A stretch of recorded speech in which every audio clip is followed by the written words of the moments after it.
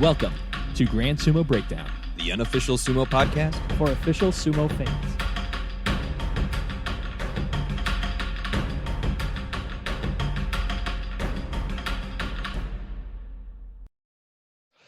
All right, we ready to do this thing? While the caffeine is strong. We might as well. Yeah. Three of you talked at the same time, so I have no idea. With that being said, welcome to Grand Sumo Breakdown. This is Ryan. This is Jay. I thought we were all doing it at the same time again. This is Cleric. This is Mac. Hi. And this is the 2021 Sumo Year-End Award Show presented by Grand Sumo Breakdown / Popularity Results show. Typically, these are two different episodes. Typically, there's a lot more effort that goes into. That's right. both More of these bang for your episodes. buck. You only have to listen to one episode unless you really want to. That's right. A lot of different factors kind of went into why this isn't as big of an award show as it was last year. If you remember, last year was like a 3-hour epic. We had Sumo Kaboom, we had Sumo Mainichi, we had some What were we thinking? Hachiai, some US Sumo people. We had. Did we have that dork John Gunning last year on our show? No. Oh, Good. no, we didn't. And that we promise you will never change. No John Gunning ever on the award show. I mean, You're this welcome. is the fourth one that we've done, fifth The one that fourth we've annual, done. yeah. Fifth. We've Fifth. we've been doing it for 4 straight years, but this will be the 5th year that we've closed out by doing awards without John Gunning, right? Yes. Yes. Yeah. Okay. Then let's get on to the awards without John Gunning. Yay! But yeah, the reason why this one is quite a bit lower effort than last year is we had the Las Vegas trip that happened in the middle of the month that took up a lot of time, took up a lot of Jake and Mac's time as they were coordinating, doing a whole lot of interviews with a bunch of different people from US Sumo before and after the event. And then there's the holidays that always mixed in, which difficult time of year to record anything when we've got 4 different families that all want us at a lot of different times. And then the big thing, Jake and I got hit by the medium you C. two, how Not did the big you get C. it? We didn't get cancer, but we got the medium C. We got COVID. The medium C. You ask how we got it, Mac, like we weren't all in Las Vegas the weekend before we got it. I was fine. I had a coworker that tested positive, and they didn't tell me for like several days post Vegas, and then all of a sudden it's like maybe I should get tested. So For me, I'm gonna say it's like 50% Vegas, 50% coworker, and depending on if that coworker's nice to me, that can shift. We'll see. yeah, it's 33% Vegas for me, 33% going to see Spider-Man No Way Home, and then 33% I was in a office with a coworker for 30 minutes having a discussion, and then later that day she found out she had been in a office with a coworker that tested positive for COVID that week. So that's a pretty direct line for me. So yeah, took me out pretty good for a little while, as I have some other underlying health issues that COVID doesn't help. So yeah, just long story short, Fleric didn't do enough this year, and so That's what we're Sorry, getting at. guys. I tried to put my effort at the same level each year, and and you did not disappoint. Yeah, We Fleric have is much the- to learn from you, Flair. I'm feeling pretty good about it. Yeah. To be fair, Fleric is the only one who put in as much effort as he did last year to this show. So it's a good job. No, so once again, apologize for kind of less stakes this year, but it's going to be just as much fun because it's still us. And I don't feel bad from COVID anymore, so I'm probably happier than usual. That's good. Another reason I am happier than usual, we alluded to it at the end of the Kyushu Basho, but at the beginning of the year in our Hatsu 2021 preview episode, we had made some year-long predictions with the title of Dai Yokozuna on the line. And as revealed on the Kyushu recap, yours truly, Ryan, was the winner of the year-long predictions. Oh my which God, get means- on with it. I was Yeah. about to say Everybody- blah, blah, blah, blah, blah. I listened back to that preview episode. We said what was on the line. I get the title of Dai Yokozuna, and everybody has to call me that, and nobody objected. Did anyone agree? I was about to say, did Nobody anybody agree? objected. But nobody agreed.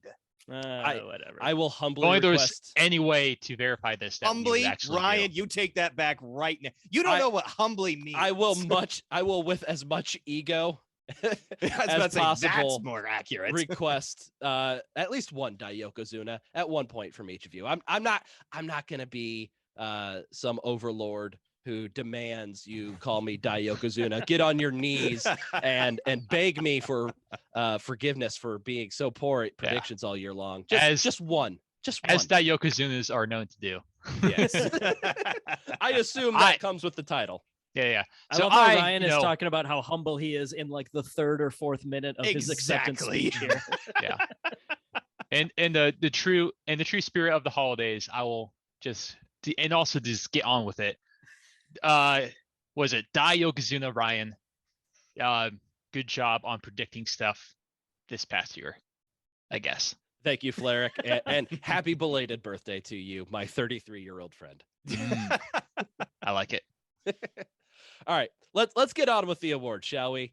Jake, I believe you have the first award. The first award without John Gunning of the year is good. Title sponsor. We always start off with he actually paid us money to let people know he's not in this episode. Yes. The 2021 Grand Sumo Breakdown Sumo Award Show, specifically not brought to you by John Gunning. Honestly, giving him the option to distance himself from the show by giving us money is probably the most financially successful gimmick we've had so far. Yeah. So to date, anyway. He paid a lot of money for that. Yeah. Yeah. If you also would like to not be featured on Grand Sumo Breakdown, feel free to send us money. We always start with the newcomer of the year, and it was a very shallow field this year. So we included, so I think we had 3 nominees. We had Midori Fuji, Ichi Yamamoto, and Aqua. If I recall, Aqua made his debut in 2020, but we needed to fill out this field a little bit, right? The last Basho of 2020. Yes. So, right. Yeah. He wasn't nominated last year because he was a newcomer in one tournament and didn't even do all that well. So we didn't really count him last year. Yeah. But yeah, Midori Fuji and Ichi Yamamoto were the only 2 guys that made their top division debut this year. Neither one stuck around for very long. Not that Aqua has done a ton better. But in this shallow field, we reached a winner, and the Golden Binky Award for the newcomer of 2021 goes to Aqua. Yeah, and so I do want to raise a little bit of a stink about this because that's fine. Not my winner. I didn't vote for him. He's not my winner. And he actually won with a plurality of votes. He did not get a majority. There were 2 Aqua votes and then 1 Midori Fuji and 1 Ichi Yamamoto. So the 2 Aqua voters, I want you to defend your vote right now. That would be me. Who's the other Aqua vote? That was me as well. Yep, I was Ichi Yamamoto. I guess for me, he has had more time in the top division than the other one, so I've kind of gotten to know him a little bit better. That's one of the things, and also just the big man fall down, go boom. Every Basho is always just solid entertainment. I'm glad that he's still okay because it doesn't look like he's okay. But no, I think it's because I know him better than the other 2, and just seeing somebody stick around a little bit more in the top division is nice. What about you, Fleric? What did you think? Yeah, this will probably come down to, we discuss later about our definition of what is like the person of the year. And for me, a big thing for that is consistency. I know Midori Fuji had the Ginosho special prize when he first came in Hatsu, but Aqua just had the more Bashos in Makuuchi, and he closed the year, like, at the end, the last Basho is the one you have on your mind, and Aqua is around there. So that is why I voted for that guy. You know what? Fair. Did you guys vote from because of did you guys vote for the guys you voted for because of their style, because they're exciting, or what did you think? I mostly did Midori Fuji. I felt he had a lot of impact on the year because who could recite the Kimarite Katasukashi before Midori Fuji's debut in Hatsu, where he did win a technique prize that kind of weighed on me as well. But it's mostly because he had like the 5 Katasukashis, and then I don't know if that just triggered for all of us to look at it or if it did become prevalent throughout more of the year, but I feel like we saw more of that technique being used. And I feel like that could be attributed to Midori Fuji in some way. It also could not be, but I feel like it was. Mm. I think that's it's why I gave him my definitely a little confirmation bias. I mean, that technique is far from rare. It's but like anything outside of like the top 5 or 6 Kimarite feels kind of rare and special, right? Yeah, but for it to be thrust into the spotlight like he did, and for us to even recognize, oh, Abi was going for a kata Tsukashi against Terano Fuji in one of the bouts that determined the Yusho. It's like I wouldn't have known that without Midori Fuji and him putting the spotlight on it back in January. Sure. Not just like Ichi Yamamoto's style. I just enjoyed his matches and just wish he would have stuck around a little bit longer. There you go. I imagine we will see both of those guys again. I think absolutely. Midori Fuji in particular was injury related, right? Right. Yeah, and being small related. To your point of who was in the top division more, Midori Fuji and Aqua had the same amount of Makuuchi Bashos this year. Aqua does have more overall. He had the one in Because 2020. we had the one last year. Okay. Yeah. But in 2021, they both had 3 in the top division. Did just out of curiosity, did Midori Fuji, did he like pull out early in one of them or something? He missed one completely. So we only saw him in 2. Okay. That's probably why I'm thinking what I'm thinking. I was trying to massage the facts to kind of support my argument more. But our intelligent response between Jake and I were just no match. We broke him. We broke the Yokozuna Fleric. Yeah, we broke him. All right, let's not spend too long on this because we're going to have a much more heated debate in our next category. Oh yes, this next we recorded this remotely because this next topic was going to come to blows. Yes, exactly. All right, so I believe I'm reading the outline now, so I actually see what the topic is. That's my favorite thing. In true Fleric fashion, Fleric is learning all of the results at the same time as the fans. I care about the fans so much that I want to keep this pure. Yeah. So I'm actually going to cover up this part of the screen that tells me what the answer is, so I can read this off. Perfect. God damn it. Anyway, so well done, Fleric. Well done. Moving on, we have the Disappointment of the Year award, or the golden. I guess we were never getting rid of COVID. All right, our nominees. Okay, I missed that one. Bravo. Yeah, whoever had the name was fantastic. Props to the writers. So we have COVID outbreaks for Hatsu Basho. This had the Hakuho Miyagino stable kind of withdrawing. The Wakataka Kage Arashio? Arashio. I don't remember that guy, but I guess he wasn't in there either. Well, that's a stable name. No, that's right? the stable name. Yeah. Oh, stable name. Okay, I gotcha. We got Chiyoshima, Chiyomaru with the Koko Noe Bea, Kaisei from the Tomozura Beo, and 9 Juryo Rikishis absent, including from the top 5. So it was just a lot of people getting COVID and just not showing up. Hence, never getting rid of COVID. Yeah. All right. That was nominee number 1. Next one, Yokozuna being absent for 3. That all was first 3 3 nominee. Yeah, it's all just one. On to the next one. Yokozuna being absent for the first 3 Bashos of the year. Not very Hakuho, not very much Kakuryu either.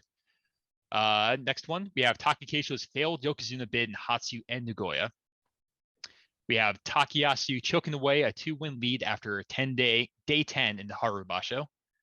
And then finally, we have Miyagino absent from the Aki Basho that had Hokuseiho Sekitori debut being delayed and the Hakuho versus Teruno Fuji Part 2 being delayed.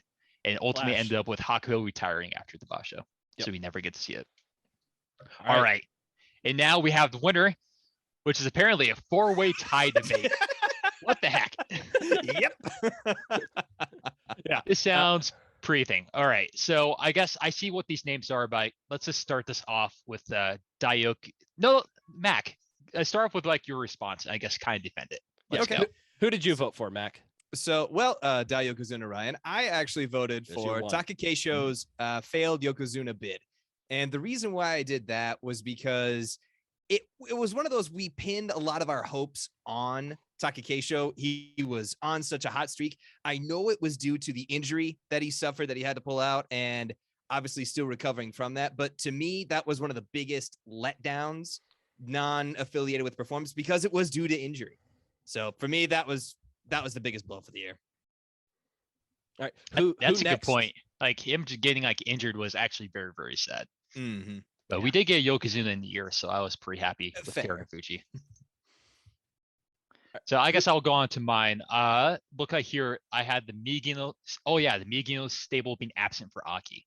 And the big reason for that is kind of just Hakuho winning was just a fantastic thing. And I really wanted to see some more Terunofuji versus Hakuho because I just love that match so much. So him him being absent and then eventually retiring was just kind of like super sad because I was very hyped for that next Basho. Mm-hmm. Yeah, I think it's obvious which one I voted for. Considering all the merch. Are you? Yeah, there we go. We almost had it. We were so close. Is that a towel with Takayasu's name on it? We were so close. I was about to say, what does it say on that? Oh, wait, he's holding it in his hands. Towel. What does it say in my garbage can?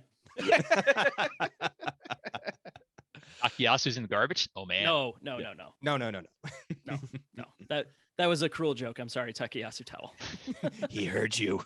Takayasu knows. He's been around so long and he's been so close so many times. It's and like Ryan did the research, I think. Was that like the only 2-win lead blown that late in a tournament or something like that? I think so.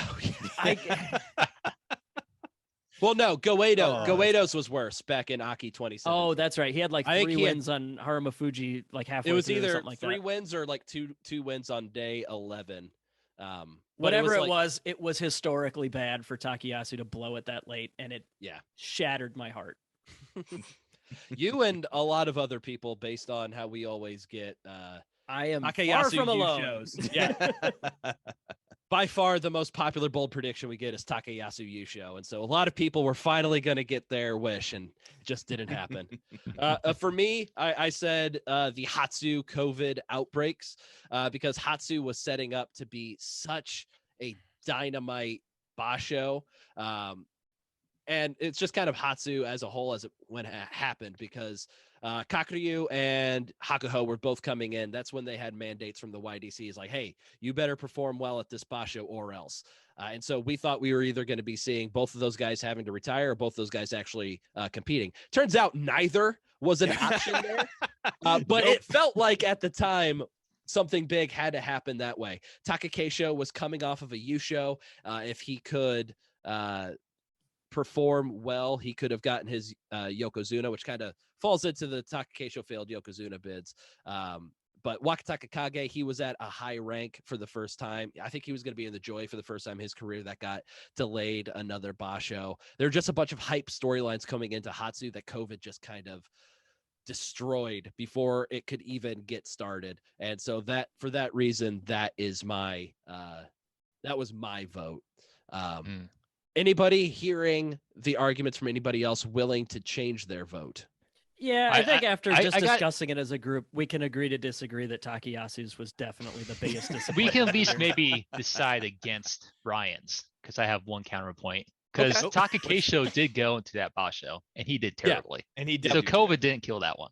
No, that is true. No, mad.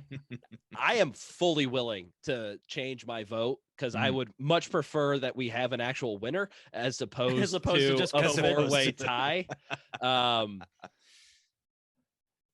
Can I bribe you with like Takayasu merchandise I don't want anymore? You cannot. Yeah. What?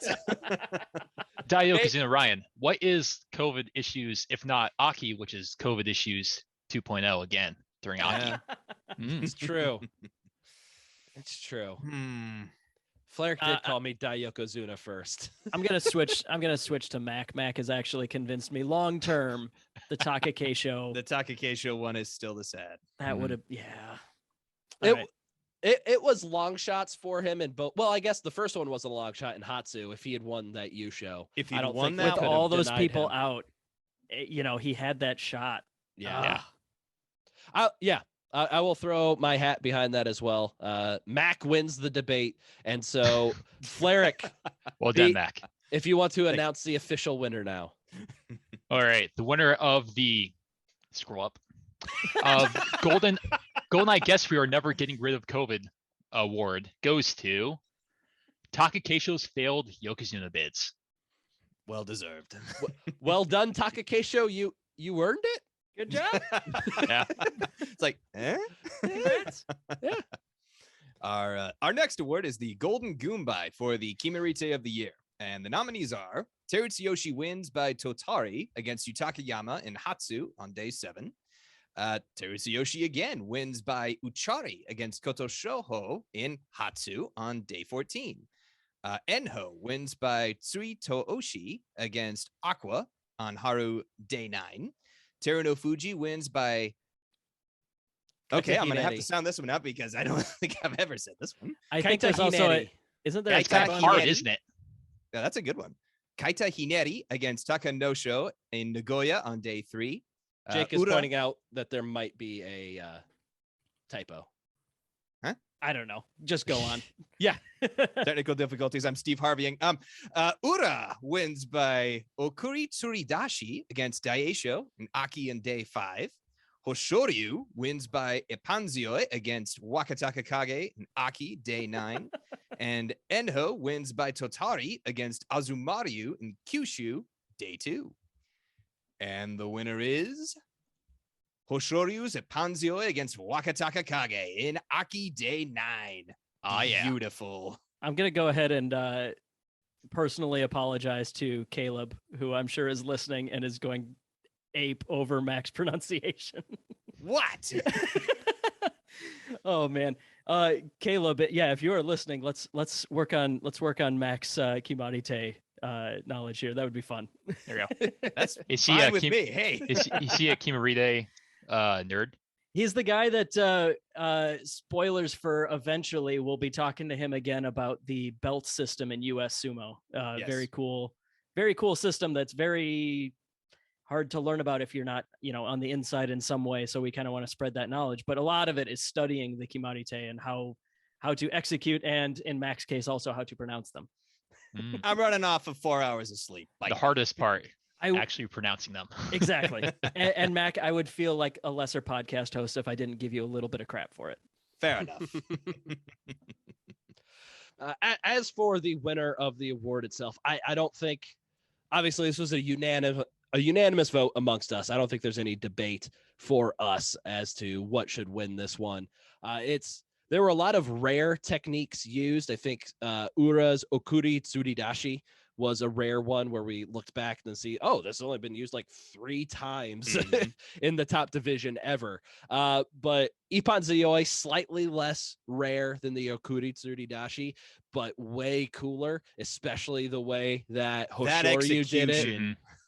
Yeah. That you could get a Kimarite sometimes where it's a cool Kimarite technically. That's what they did, but it really doesn't look all that great. The Ippanzioi by Hoshoryu, just absolutely phenomenal, spot on. As far as I can tell, great technique by him. I mean, if it was easy to do, we'd see it more than once every couple of years. Yeah. Right. But yeah, I think that's a slam dunk win right there. I don't think anybody can be upset at us for deciding that one.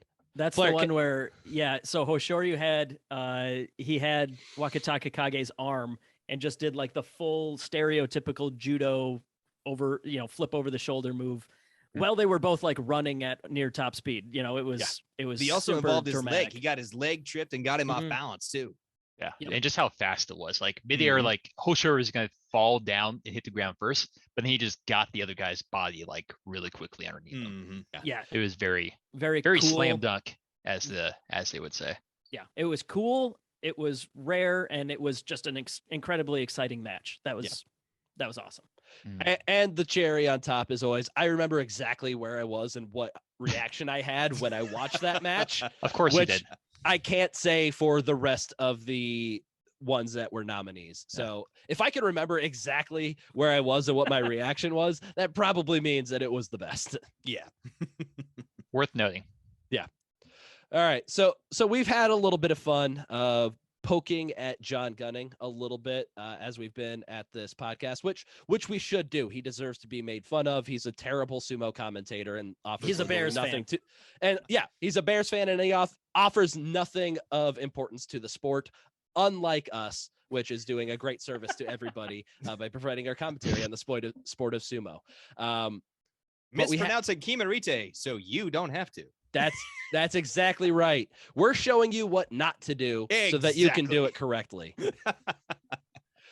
But John Gunning did announce this year that he was going on like a bit of a social media hiatus. He did break that hiatus to yell at us for about an hour on a podcast, which That was a fun episode. Yeah, it was. Yeah, because we got to yell back at him. But we're just feeling like we're missing a little bit of something. We kind of need that rivalry, that hatred between us and somebody. And with John kind of taking a step back, we're taking applications for anybody that wants to start a rivalry with Grand Sumo Breakdown.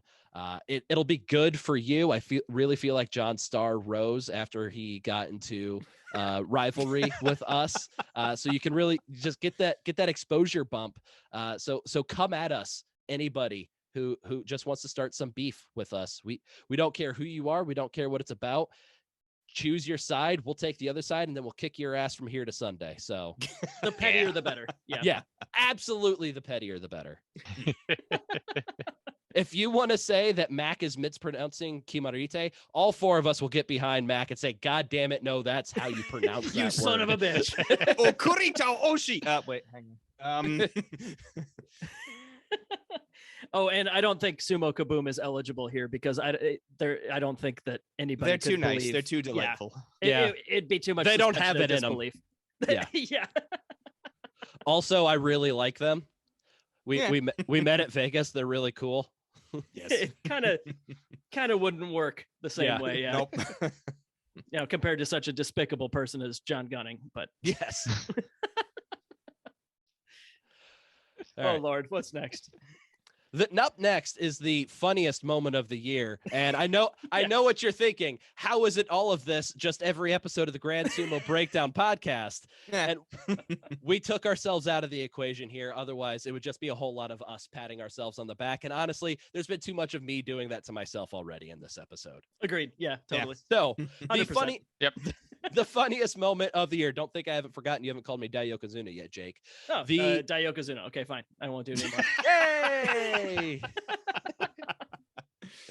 All right. Oh, you just kind of said that out of context. You could have just been Fine. talking about a diet. I'll wait till he lets his guard down and I'll sneak another one in there.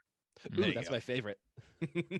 So the nominees for the Golden Shokiri are Hide no Umi and his quote of, "I'm not that into people. I'm into sumo and babes." It's still good.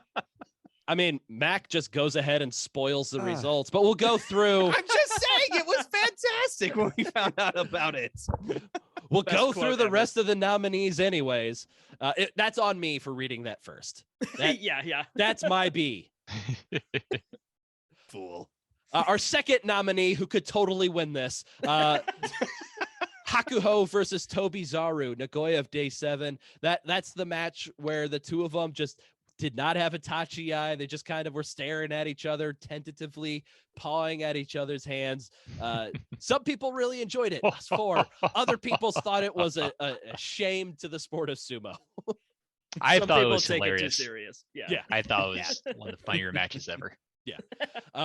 Ura surviving Teruno Fuji's throw attempt on day 10 of the Aki Basho and desperately grabbing at his belt to stay in the match and doing like a kind of a crab walk where you're like upside down and you got your hands. The and Bray stuff. Wyatt. I was about Yeah. to say, I almost believed for a second that he could pull that off. If he And could then- stay up long enough that Teruno Fuji forgot the match was still going, Exactly. maybe. Unfortunately for him, Teruno Fuji was very much in his senses and just shoved Nope. him down a little bit. And then you have Uber Bully Terutsuyoshi with the teabag wedgie combo against Ishiura on day 2 of the Kyushu Basho. So with those 4 nominees, let's find out who the winner is. The suspense. The suspense is killing us. The winner of the Golden Shokiri is Hide no Umi for his quote, "I'm not that into people. I'm into sumo and babes." And apparently gambling. Yes. I'm not that into people. I'm into gambling and babes because sumo has been taken off the table for him in January. Yes. Yeah, that's just something that stuck with us the entire year, which Yeah. is just gave him so much personality, and I thoroughly enjoyed it. So I don't know why any media outlet would want to like go out of their way to interview Hideno Umi of all people. Like there's literally 41 other people in the top division and they chose Hideno Umi. But I'm so glad that they did because it gave him some personality, which apparently like, I mean, his brother's Tobizaru, like they, as far as I can tell, they just, they had to guess. There might be something, there might be some gold in there if they go digging. Yeah, but it doesn't really seem like they're too close as brothers. It seems like Hideno Umi's focus is two things: Sumo and the babes. And I can't fault the man. I mean, I wish my focus could. My focus is actually also Sumo and babes, but babes being my baby Riley. That's the two things I have time for anymore. Not a bad thing. Good. You're not as cool as Hideno Umi. No, I wish I was. Ryan. Yeah. Which is not something I thought I would say at the beginning of the year. Well done there, Jake. You slipped it in. I slipped it in. I don't think you I didn't even notice. Yep, he did it. He didn't even notice it. Well done. It's almost like it doesn't count and you got to do it again. No, it counts. No, we can go back. We'll we can record. We'll we can go back in the recording. All right, let's move on.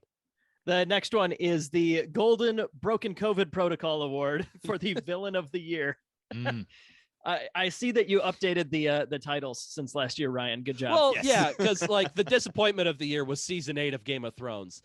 While still applicable, while still applicable, not nearly as topical. No. So the biggest disappointment I can think of 2021 is, God, this COVID thing really is still just here, isn't it? Yeah, we should call it the golden new variant because people won't get vaccinated of the year. Yeah. Never-ending quarantine. So you could send your COVID hate to @GrandSumoBreakdown on Twitter. If you hate that we hate the COVID and we got vaccinated, that's where you send the hate. You're going to do it anyways. Yeah. So the two serious answers to the Villain of the Year are obviously COVID. And the other one, the entire Hibikiryu situation. That was the wrestler who got paralyzed in a match and eventually passed away. The Villain of the Year in that case being like the injury protocols that just left him laying on the ring for like 10 minutes, you know, I don't think we've ever tried to say that like, you know, different medical intervention would have for sure saved his life or anything, but it's still embarrassing that happened and that he had to suffer through that long of just laying there while everyone just kind of stood around being all stoic sumo like, you know, and that was just a horrible situation. Did want to shout out Taka Gaijin. Sorry, not sure your real name, but that's the name they go by on Twitter, for setting up a fundraiser. And I believe several $1,000s were raised and sent to Hibikiryu's family after he passed away. Go back and check out a couple episodes. We talked about injuries in general. We had some bonus episodes in the spring and summer of 2021. But yeah, those are the serious answers. So like, by all means, we're not pretending that these other joke answers are as big a deal, but you know, we had to get the serious stuff out of the way. So yeah. So we're going to move on to the funny shit again. Yeah. This is a jokey podcast, but even we're above something. You got to take the moment that, yes, obviously COVID and obviously a wrestler dying because of in-ring injuries are much worse than any of this other stuff. But here goes now. That being said, COVID was still one of the nominees. Yes. COVID absolutely was, and got some votes because we hadn't really discussed how we were going to answer this one. But so much effort went into this year, you guys. You have no idea. So much effort. We certainly talked about this long before this morning. Yes. But no, so our jokey answers. Number one, the Bansuke committee for shafting Daisho in the rankings twice in a row. He should have made a Komusubi slot in Hatsu. He should have made a Sekiwake slot in Haru, but both times they're like, nah, instead of making any sort of out of the ordinary Bansuke, we're just going to, you know, bump him down. Who cares? It's just Daisho. Next nominee, we have Ryuden breaking COVID protocols to cheat on his wife. Allegedly. Real naughty. Real smooth move there, buddy. Great one. We have another man into sumo and babes. Apparently, too many babes. Yes, plural on the babes, which is a problem in most monogamous relationships. Next nominee is Asanoyama for breaking COVID protocols also. And all of the hearts of the people hoping that he would be the next great Japanese Yokozuna. And final nominee, Hakuho, for generally just being a turd in the Nagoya Basho and just like, pushing his limits on weird, jokey things. Which, yeah, I think we've discussed this at length before. They're all kind of silly things, but like he also knows he's pushing buttons. So like, come on. But anyways, our winner is Asanoyama. Asanoyama gets the golden broken COVID protocol of the year, fitting because he is one of the nominees that broke COVID protocol. But yeah, having that 6 Basho suspension. How far into that are we now? 3. 3. Yep, you got 3 more. He's got 3 more to go, and then he's going to come back in like Sandanme or something like that. Be back in Sandanme starting in Nagoya of this year. So damn Hatsu you for will breaking be my heart, Asanoyama. Damn you. Yeah, I mean, it wouldn't be I think we and the rest of the sumo world would be a bit more forgiving if it wasn't like so silly, because he was just going out to like nightclubs and getting his, trying to sneak away for like, what was it, like drinks with sponsors and things like that. Yeah, it might be something like that. That and culturally, who knows how much like he has to say in that, as well. There's some pressures there. Yeah, we know that the Oyakata, the former Oyakata of his Heya, who still lived at that Heya, it sounds like he was regularly breaking COVID protocols and would bring Asanoyama along with him. So there's a lot of pressures on Asanoyama there as well. It sounds like he was going out with a reporter friend of his quite a bit as well. So there wasn't a good environment set for him by the elders at his stable. And it just sounds like he made some poor decisions on his part, but very poor decisions. I was gonna say, at the end of the day, he's still himself, and he decided to go out. Unfortunately, he got caught. Which is, there's multiple Rikishi this year who did the exact same thing, but of all the people who we expected to do that, none of us expected Asanoyama. And Ozeki. Yep, exactly.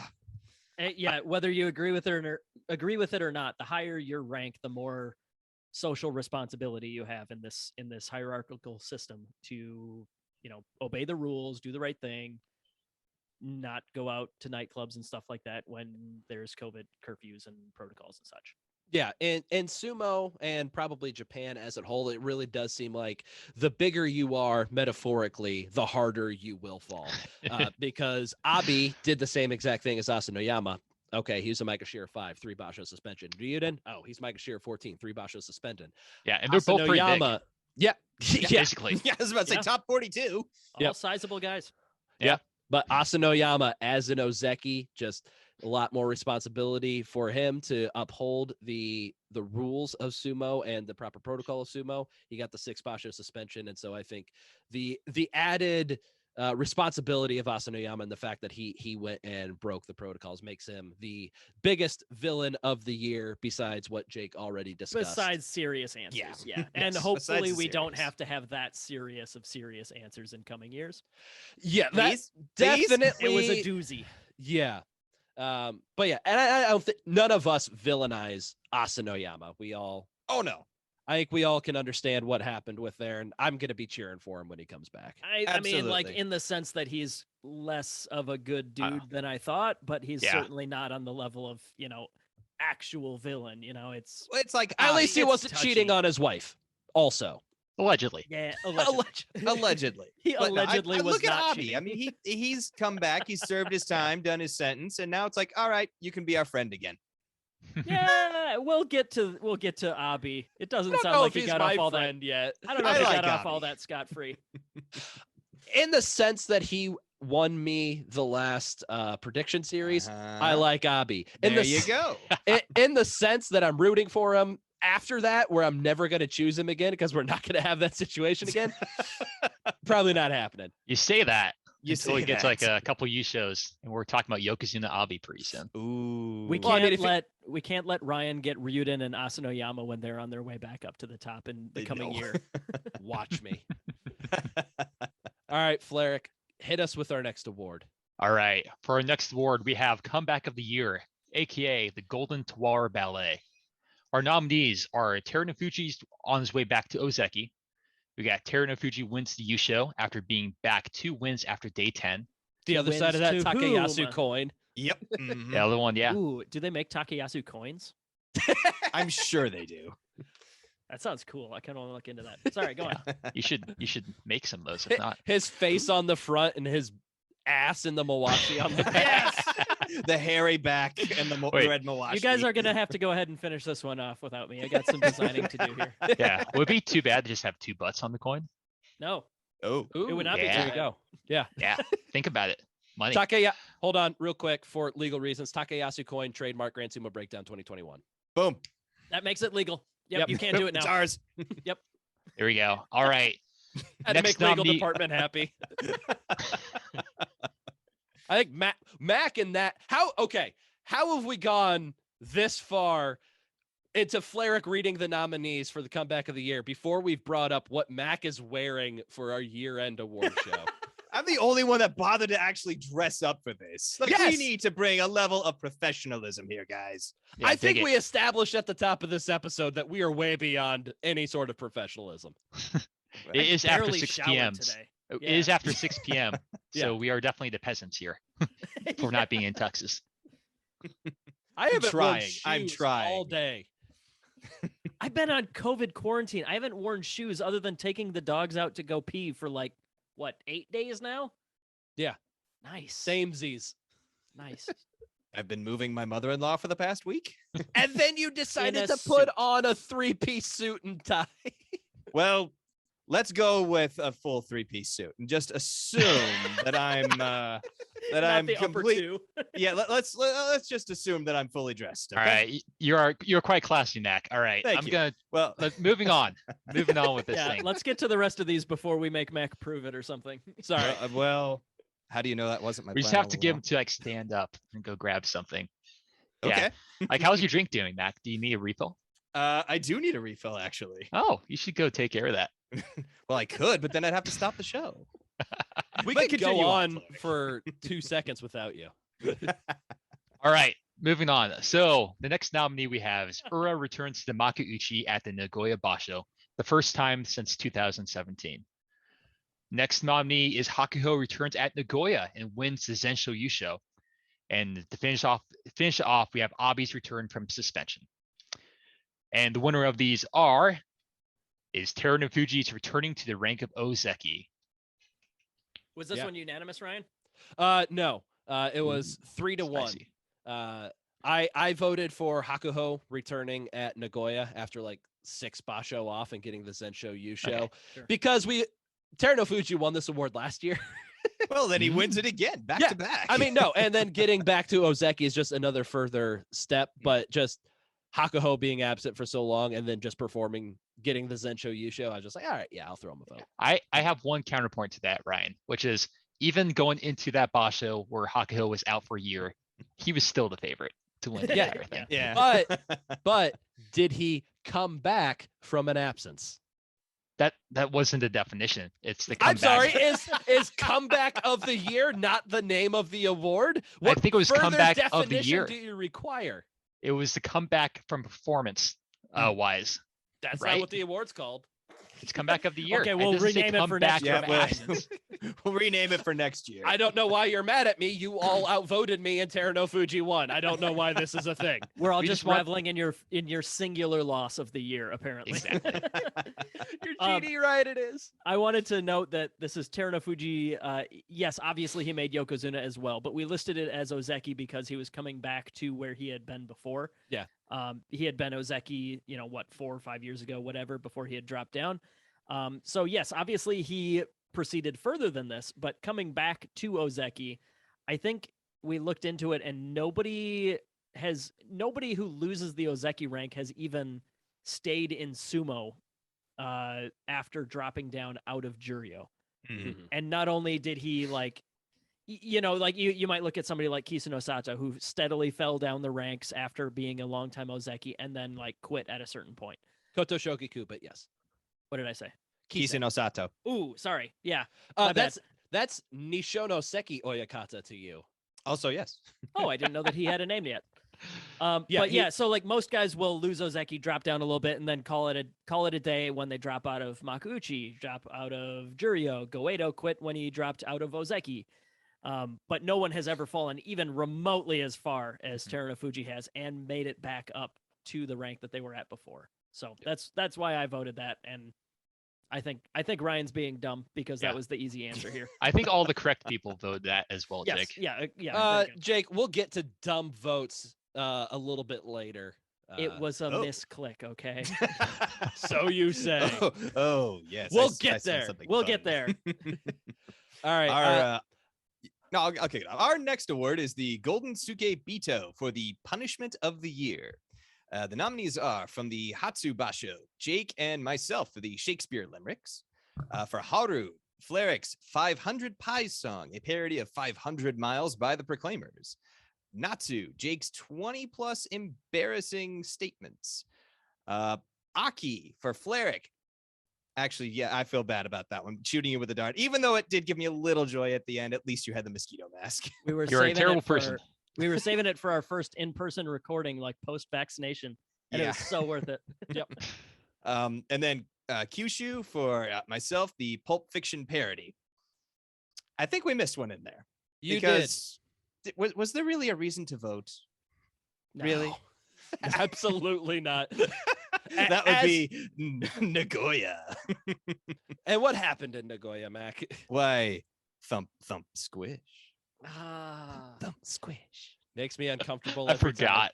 I forgot. You don't want to pound the mochi, do you? That was so when Mac wrote Sumo Erotica in July, we got multiple comments of people that were like simultaneously praising it while also saying that I had to skip that section.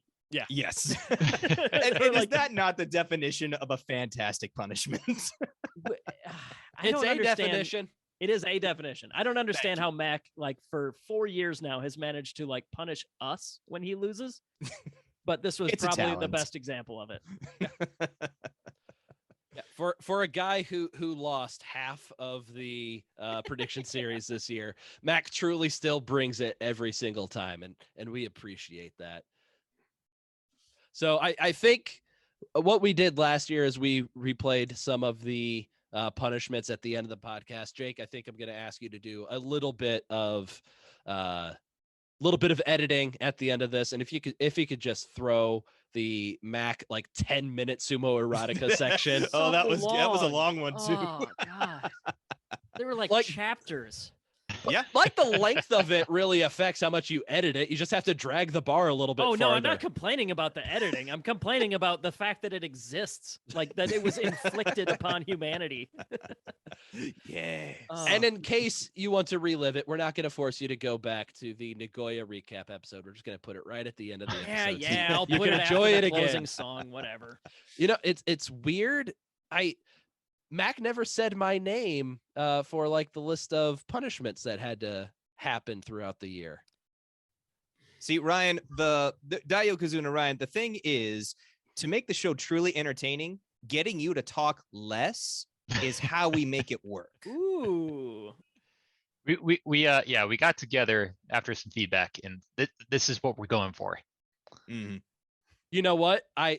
Believable, and I'll take the wins however I can get them. Yep. So enjoy them. It's okay. Let the funny people handle this. Gladly. I will continue to be the smart one. All right. Okay. We'll give you that title for now. Yeah. Now that this is over, can you talk as for a couple 5-10 minutes? Ryan? I sure can, Flaric. So we promised you some popularity poll results, and we're going to get started by revealing the top 10 least favorite Rikishi from the year of 2021. And we'll start at number 10. Why don't we? As confusing as it was to me last year when he finished in 9th place, in 10th place this year, we have Teru no Fuji as the number 10 least favorite Rikishi. And so this was a poll that was conducted by us with over 750 responses this year. So it's going to be mostly capturing the English-speaking community of sumo wrestling, how they feel about the Rikishi of the year, and mostly the English-speaking sumo community that this podcast reached. Yeah, and I'll drop in a few other results here. If anybody's interested, by all means, reach out to us. We can fill you in on more results. But just for reference, about 55% of our listeners said they were from the USA. Not surprising. It's similar to what it was last year, but the English-speaking sumo fandom that responds to this poll is just over half American. Another like 20% made up of UK, Canada, and a good chunk of Western Europe. Obviously, that's where the English-speaking people are. So, that's where most of our listeners are. Yep. But yeah, shout out to some of the people from less common countries like Finland, Brazil. We had a handful of people from Germany. Pretty cool. But just for context, mostly American. And then another quarter or so UK, Canada, and so on. Yeah. So number 9, least favorite Rikishi, Terutsu Yoshi, who was 10th last year. Ichinojo. Yeah. Ichinojo. Ichinojo, number 8 on the least favorite list. He was 5th last year. So I don't know why he was so high the year before, and I still don't really know why he's a top 10 guy, but how can you not love the Mongolian monolith? Yeah. He is Snorlax incarnate. I kind of get it. Yeah, I kind of somebody do who's too. he's got a lot of potential, and it feels like he's letting that go. I get it. I don't necessarily agree with it. Yeah, it's kind of like the Shodai. If you ever pick him for a competition where he has to do well, that seems to be the one he does bad. I can say multiple punishments have resulted from Ichinojo picks this year. Yeah. At number 7, we have the winner of our first least favorite Rikishi poll back in 2019. That is Abi, who was not eligible for the vote last year because he was out of the Makauchi division, but he makes his re-debut at number 7 on the most least popular list. So we'll see. 7th most least. 7th most least. So we'll see if he rises up that list at all this year or not. Number 6 on this list, we have the people like Fleric, who would give no response. They don't hate anybody. No response was first last year, so more people found reasons to hate this year. I really appreciate that we have fewer cowards. Yes. There are Take more a people. stand, damn it. Doesn't matter who, certainly doesn't matter why. Yeah. Pick somebody. Yeah. Number 5 is Taka Keisho, who was actually 3rd least favorite last year. So I'm guessing another confusing one to me. I'm betting Taka Keisho had just won the Kyushu U show at the end of last year, and his style of sumo really rankles some people. And so him winning really put him at the forefront of a lot of people's mind, which makes me think that's why he was 3rd last year and dropped a little bit this year, wasn't as forefront in any of the results for the Bashos this year, is my first guess. It could be. Yeah. Really warms this podcast's heart to see Kagayaki rising in this list. He checks in at number 4. Least favorite Rikishi this year. He was 7th last year, so he's slowly making his way up. Let's get to number 1, baby. The most unremarkable Rishimatori. I really like to think that we have some impact on that. I honestly don't know how we couldn't. It's Kagayaki. A guy like Kagayaki making it all the way up to number 4. There's no way, because he's just like Hide no Umi or like Tsudukisho or Sada no Umi. Why aren't those guys way up the list? Well, we don't talk about them. Who do we talk about a lot in a disparaging way? Kagayaki. He's not even getting X-Pac heat anymore. He's getting like real heat, and he's getting go away heat, and he's gone down to Juryo. It worked. I hope that he can succeed just enough, like over the course of 6 Bashos, to get back up to like the very bottom of Megashira, so I can give him another vote next year. But not get the U show. Oh, obviously. Keep the number of accolades to 0. Yeah. Just absolutely. 8 and 7s. Yeah. Number 3 is our number 2 result from last year, which was our top Rikishi result after no vote. Aoyama, he drops in the rankings this year from 2nd to 3rd. So who are our top 2? Number 2 is Shodai, rocketing up the least. Must be happy. Rocketing up the least favorite list. He was tied for 23rd last year, and he is number 2 this year. He has Holy not been. Crap. He hasn't been impressing us with his Ozeki run. He obviously hasn't been impressing the listeners either. He is the number 2 least favorite Rikishi in all of sumo. So Fleric, I know you're not looking at the results. Who do you think is number 1 least favorite Rikishi? It's gotta be Hakuho, right?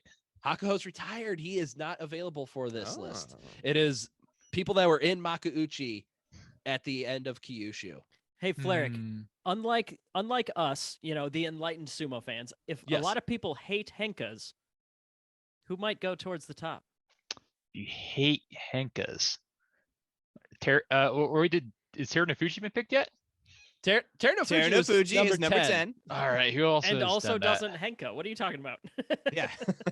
I think he's done it once. Like, what are you talking about? He had the one against Kodo Shokiku in 2017, but not recently. He had the best ever, sure, but it's not like. Yeah. Is it Ishiro, I guess? Like, I don't see why you hate him. Now, I guess if you're jealous of that bod, you gotta hate it. Think a little more. Who have we seen that has performed not only one but two different types of Henka?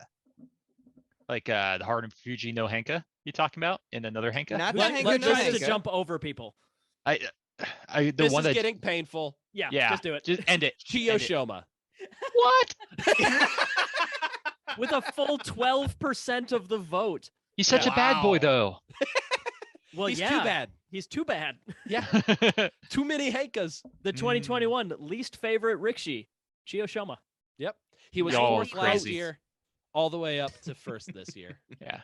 You got it right with the Shodai, but you guys are missing the mark. Now, is that the biggest jump we've seen in hate? Tied at 23 to go to number 2? Yeah, I don't have the results up from last year to see if there were any huge jumps. I do. Okay. But yeah, the Shodai jump is ridiculous. Chiyoshoma was plenty hated last year, to be fair. Yeah. Well, I mean, if you look at what Shodai did in 2020, that was his big year. That was the year he won the Yusho. That's when he had multiple June Yusho and went on his Ozeki run, and he hadn't disappointed us yet.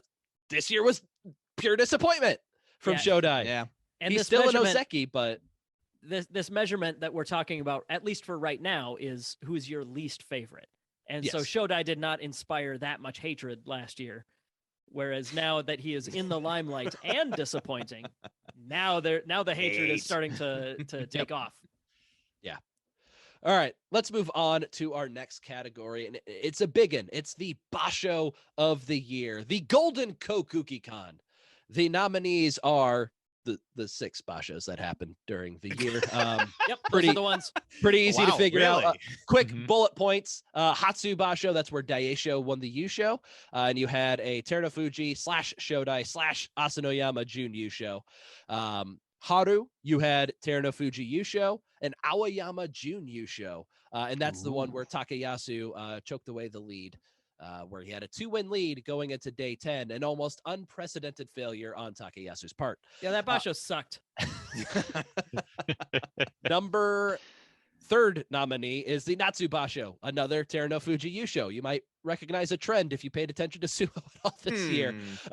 Takakeisho won the Jun Yusho that time, and that was the second playoff between Terunofuji and Takakeisho in the last 4 Basho up to that point. That was also the Basho where the Asanoyama scandal happened, and he had to get pulled out of there. So a lot of drama in that Natsu Basho.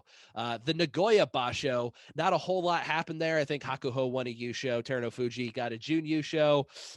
And not a whole lot of drama there. Kind of boring otherwise. Not a lot. Yeah, not a whole lot of historic precedents going on. Aki, you had your 3rd Terunofuji Yusho and a Miyogiryu Endo Jun Yusho and Kyushu. We had the Terunofuji Zensho Yusho with a Takakeisho Abi Jun Yusho. So it's got to be Aki, right? Because Miyogiryu got a Jun Yusho. I don't know. There's a playoff in Natsu. That sounds pretty exciting to me. Daisho. Hatsu, let's go. A surprise Yusho winner. People love that. I think the Hatsu Basho won last year with the Tokushoryu Yusho. So the winner of the Basho of the year is Nagoya, where Hakuho and Terunofuji started the tournament 14-0, fought on the final day for a magnificent match where Hakuho won his last ever match to win the Yusho and let out a shout that you never see on the dohyo, an exclamation to just put an exclamation point on the entire thing. That amazing Yusho won the Basho of the year. And Terunofuji got promoted afterwards? I don't get it. like 70 some people have been promoted to Yokozuna. Why is it special? Like, and Hakuho, he's won his Ensho Yusho like what, 10 times? Like, who cares? Yeah, I voted for Nagoya as a joke. Why did you guys vote for it? What was it unanimous, by the way? Oh yeah, obviously. Yeah, I thought so. Good. Yeah. Like, obviously that one won. We did the poll we asked on our popularity poll what your favorite Basho was, and I think 80% it was the Nagoya Basho. There's just not a whole lot of wiggle room around. You can't that. argue. You can't argue with it. Yeah. It was 73%. Yeah. That Basho, that recap episode, also by far like our most downloaded recap episode that we've had. So people wanted to talk about and hear about that Basho. That was clearly the runaway winner for that, for many reasons, all of them being Hakuho and Teruno Fuji. All right, Jake, if you want to go for our next, probably not completely obvious winner. I'm sorry, I did not know. I did not know that I was next. I wasn't paying attention. I was trying to be like Fleric and keep it all surprising. So for this one, we have match of the year with way too many nominations. Oh my god. Yeah, boy. Yeah, it took a while to look up. Okay, There's some good ones in there though. There are some really good ones, which is the problem. So the Golden Kensho for match of the year, just the individual match. We have 7 nominations because we nominated each of the match of the Basho that we had for our recaps. And in Natsu, we had co-match of the Bashos. Yeah, that Basho had 2 match of the Bashos. How did it not win Basho of the year? You're right. We should go back and revoke the previous award. Shut it down. Shut it down. Sorry, whoever is accepting on Nagoya's behalf. Does like the mayor of Nagoya accept that award? I think so. We'll get some correspondence. We'll send B over to Nagoya to start pounding down some doors. Should I pick up the red phone that connects JSA West to JSA East? Yeah. No, we need to confer with JSA South first. We need to make sure they're on board. Then we go to the Mainichi is in. Yeah. Yep. Anyways, so I'm gonna list these off kind of quick. Let me know if you guys have anything to add to any of these in particular. But in Hatsu, we decided our match of the Basho was Shodai versus Teruno Fuji. That was on day 14. In Haru, we had Hoshoryu versus Hideno Umi on day 15. In Natsu, we had 2 matches. We had Teruno Fuji versus Endo on day 14. And we also had Teruno Fuji versus Takakeisho in the playoff. In Nagoya, we did have that final 14-1 versus 14-1 match, Hakuho versus Teruno Fuji. In Aki, we had Hoshoryu versus Wakataka Kage. We mentioned that one earlier. That's the one with that badass Ippon Zeoi. In Kyushu, our match of the Basho was Hoshoryu again versus Kiribayama. Yeah, I love big trend. A lot of Teruno Fuji early in the year, and then a lot of Hoshoryu late in the year. Hoshoryu is, I mean, he's absolutely like, if we had like an award for like who has the highest average entertainment value per match or something like that, if that was like a unit that we could measure in, like the Hoshoryu Enho would certainly award. Be up there. Yeah. The Enho award. Enho award. There we go. The golden Enho for the most exciting. Take home a life-size And it Enho. goes Oh, to wait, Enho. Enho. To carry a gold statue the size of himself. So our winner, without any further silly ado, is Hakuho versus Teruno Fuji. Shocker, Bravo. I'm sure. Yes. As far as like the actual match itself, maybe not number 1, but it had such high stakes and such storylines. Everything fed into that one. Yeah, that's one where the moment kind of overtakes and the match was still good. Yeah, the match was still good. great. Mm-hmm. But the moment of that match just adds to it, adds to the atmosphere. Like I said, that's something I'll keep pounding this drum over and over again. I'm not going to stay up till 4 a.m. to watch sumo unless something absolutely amazing is going to happen. This is the only time this year where I stayed up to watch sumo was day 15, Hakuho versus Teruno Fuji, and absolutely lived up to the hype of the moment. So I think that's why it gets match of the year. We did have one person vote for Hoshoryu versus Kiribayama. Who will take credit for that? I thought I voted for Hoshoryu versus Wakataka Kage, the Ippon Zeoi. Nope, definitely was Hoshoryu versus Did I Kiribayama. click on like 2 wrong? What did you do? Jesus Christ. I definitely. Do we have to throw out all of the results, Jake, because you don't know how to vote? No. We don't. Hoshoryu versus Wakataka Kage, the match that ended in the Ippon Zayoi, was spectacular. That was 100% my favorite. It was two cruiserweights just basically playing footsie for nearly a minute, and then suddenly one of them throws the other one bodily across the ring. Amazing. Yeah. I had to vote for that because I don't know. It was kind of tough because we got like 3 or 4 awards that all come down to like 1 or 2 moments. So I was kind of trying to spread it out a little bit, but we'll get That's there. fair. Yeah, But either way, I don't begrudge any of you guys your vote for the Hako Fuji match. Yep. All right, let's move on to the aforementioned moment of the year. We're kind of getting to the big awards and the more obvious And the more obvious awards. Yeah. There you go. That being But said, Fleric, take it away. That I will. As Ryan, you know what? Dai Yokozuna Ryan mentioned Hey. the moment of the year award, aka People the are gonna Golden wonder Spotlight. why I have this rubber chicken in my hand. I did the finger guns at Fleric, and it's a toy that my daughter has, and it just happened to be at my desk, and so I've just been fidgeting with it. And then I realized as I did finger guns at Fleric for calling me Dai Chicken Yokozuna. just randomly There's just a appears. chicken in plain What view. are you doing? Yeah, So can if we, you're watching on YouTube, chicken. can we take a quick digression? Because I've been doing this more and more often, especially since we've been recording remote. But like I have 5 or 6 little fiddles on my desk to play with. Do you guys do the violins? same? Oh, Oh, totally. Yes, tiny violins, Fleric, is exactly what I meant. I have No, a little have dragon. this flosser Kind of flips that around. I've been kind of toying with. I got a hair tie, even though my hair's already tied back. I have my specialty mustache comb that I actually should probably use. It's getting a little unkempt. But like, that's not just me, right? Like when we're recording, you have to have something to fiddle with, something to do, right? This episode, it's chicken. Typically, this was my wife's desk when she was working remotely as a teacher. Obviously, they don't do it anymore, but she used to have like a big thing of paper clips. And so the whole time I'd just be playing with those paper clips, like interlocking them, detaching them. No, got to have something to fidget with. Nice. I need some paper. My desk is just messy. So it's like everything. You I've chose your got camera some- angle wisely. Indeed. I've got my little dragon here, and then I've got some rocks that I play with. Do you play with any of your trash, Fleric, or is it just there because you're too lazy to pick it up? I got this for like what? Christmas. It's a little It's a Yoshi, Yoshi. Nice. Ooh. like ornament kind of thing. I got that Yeah. from my sister-in-law, Jordan. So it's it's mostly just like clutter that doesn't have a really good spot to be. Oh, this one's kind of fun. I have a little Bob Ross thing right here. All right, He's so happy you're here. impromptu. That was plenty of a digression there, I think. Yes. I was gonna say impromptu sorry. new category, best fidget of the year. I think the winner's chicken. Chicken's pretty good. I would humbly make one more nomination, and that is this gift that I was given What? by Ryan and Gabby. This is a foot roller. So it weighs a lot, like 2 or 3 pounds. It's got these little knobblies all over it. It just sits under my desk, and I just absentmindedly roll it with my feet. It tickles a little bit when I'm barefoot, but when I got socks on, it is just sublime.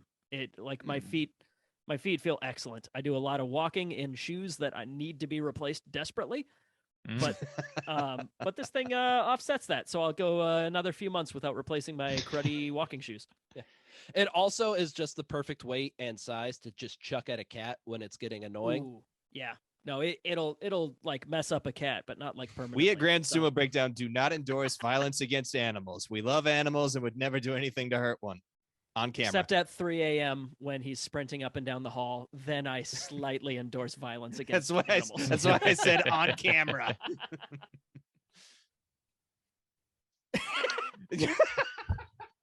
For those Brian just threw that rubber chicken at his cat. So I guess Jeez. the majority of GSB does not condone Okay. On camera animal Throwing violence. stuff. You're right. He was a little at not 4 surprised, a.m. but he laid back down in the same spot, so I don't feel bad. All right, Fleric, moment of the year. All right. For the golden spotlight of the year, let's go. Our nominees are we have Natsuo Day 11, the day of scandals. It was all like Don't let one my- day, that right? was so Yeah. bad. Okay, and the bullet points we have of this are Terunofuji controversial hair pull against Myogiru. We got the Asanoyama scandal that broke. That was big news.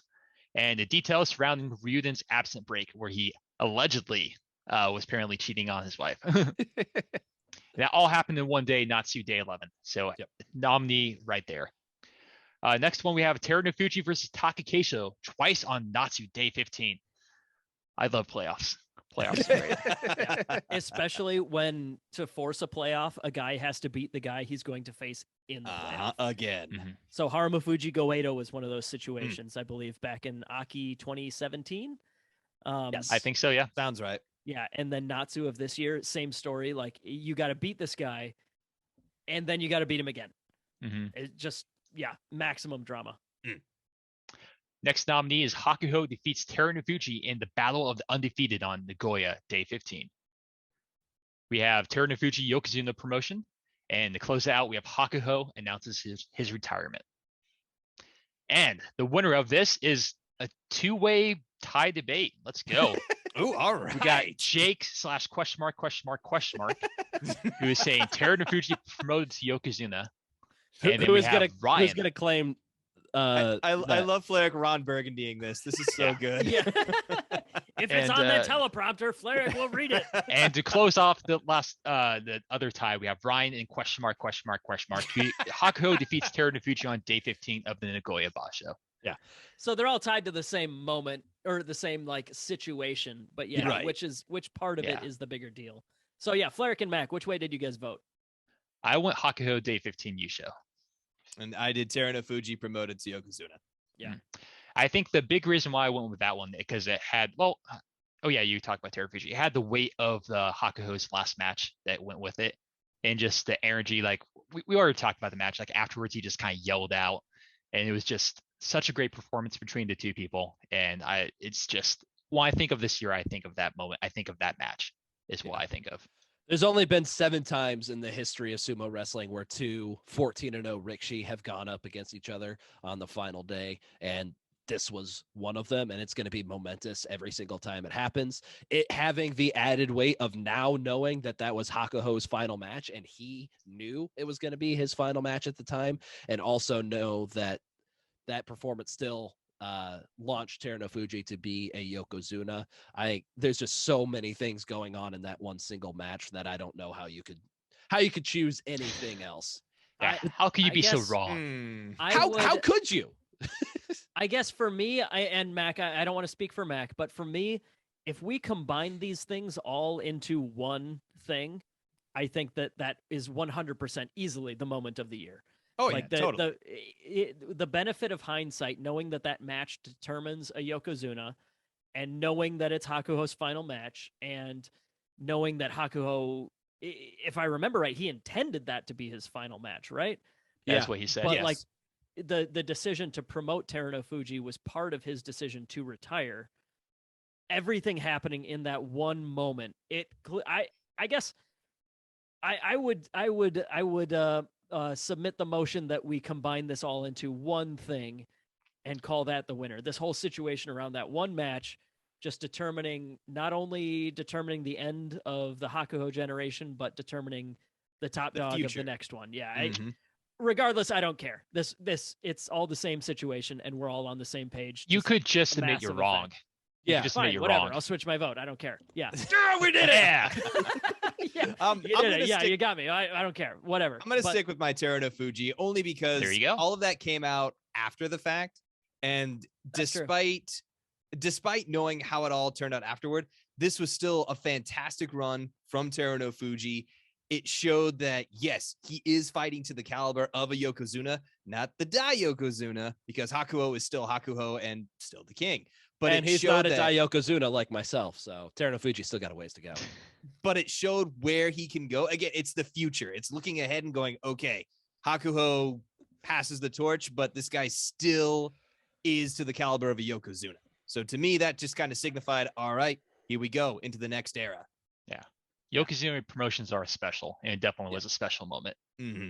We hadn't seen one for over 4 years, so yeah.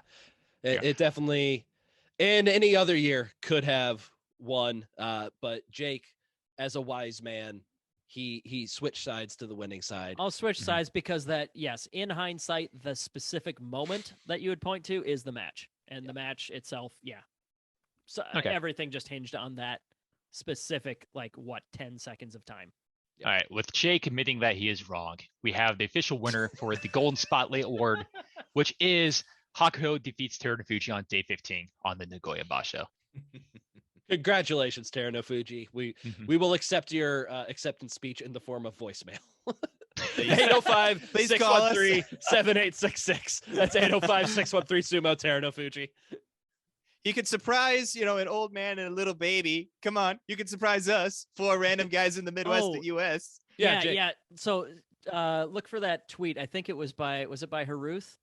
Yeah, Sumo follower on Twitter. Sumo follower on Twitter. There's a clip of a toddler and his grandfather, who are both huge Terunofuji fans, and also have like a YouTube channel. And there's a video that Haruth posted that is Terunofuji sneaking up on them while they're on camera. That cheeky grin as he opens the door. Yeah, he's just like sneaking up, like, haha, hello. I'm sneaking up on my biggest fans. And he like puts his hands on the shoulders of the grandpa, and the grandpa turns around and is just like, oh! Incredible. Yeah. It's oh so my God. good. And then the little baby's like, oh. The baby has absolutely no idea how to handle it. It's it's incredible. It's adorable. And that baby will grow up thinking that if he likes something hard enough, that it will just manifest, because that's how that worked for Terunofuji. Jake, that's a perfect segue, because if you look right behind you, the big hairy bear himself. You son of a bitch. Takayasu's nowhere near Iowa right now. I am just kidding. Yep, I forgot to contact him and ask him to do that. So except in Iowa hearts. I did forget to hit send on that email, so it might be a little bit delayed. I'll go ahead and I'll hit it now. So in a couple of weeks, if Takayasu surprises you at home in your office, just make sure you hit record before that happens. I'll just throw this out there now. After editing all the bullshit that we have talked about for like 4.5 years, I deserve you surprising me with Takayasu in my home. I do deserve it. How about this? I'll convince your wife to come in wearing Takayasu's outfit that he usually performs on the dojo. How's that sound? Will that work? You don't even have to hit record for that one. That'll just be my gift to you. Will it be like hair, like just like glued on? Obviously. That is a distant second place, but I'll admit it is second place. If you need the hair experience, we'll have Fleric go in right with her, so that you can feel the hair of Fleric, but then also there you go. I've never met Takayasu in person, but I've met Fleric in person, and I've seen what body hair can accomplish on the body. It's great when cuddling. I'll let you know. It's coarse. Yeah. All right. Let's move on to our top 10 favorite Rikishi of the year. All right. Coming in at number 10, we have a two-way tie there. We have Ichinojo and Shodai. So Shodai was the 9th favorite last year, and Ichinojo was tied for 13th last year. So Shodai going down a little bit, Ichinojo rising a little bit. Yeah, still 10th for Shodai. I'm a little disappointed, people. Yeah, it's kind of interesting that the hate for him increased tremendously, but the like for him decreased only slightly. Yeah, I mean, if you're a fan of Shodai, you're like, yeah, he's still Nozeki. I'm still gonna like this guy. Only a couple of people might have changed places, or just more people liked other new people. Yeah. It could also be like a love-hate thing, where like you hate him but you love him at the same time. Like me with the Minnesota Vikings. If somebody put up this poll for me with football teams, who's your favorite team? Oh, the Minnesota Vikings. Who's your least favorite team? The Minnesota Vikings. Oh, yeah. Oh God, by a mile. Yeah. I say it's the Packers, but deep down in my heart, the Vikings are my least favorite football team. Yeah, who has made you feel worse over the course of your life? Is it the Vikings or the Packers? That's the real question. Yeah, I mean, and that's an easy question. Yeah, for reference, though, just since we're comparing it to last year, just another quick dive into our survey results. According to our survey, only about 28% of the people who responded this year also participated last year. And I guess this one is kind of unsurprising, but if you participated last year, did your favorite Rikishi change? 70% said no. And that makes sense. You know, your favorite is, unless there's big, crazy stuff, unlikely to change.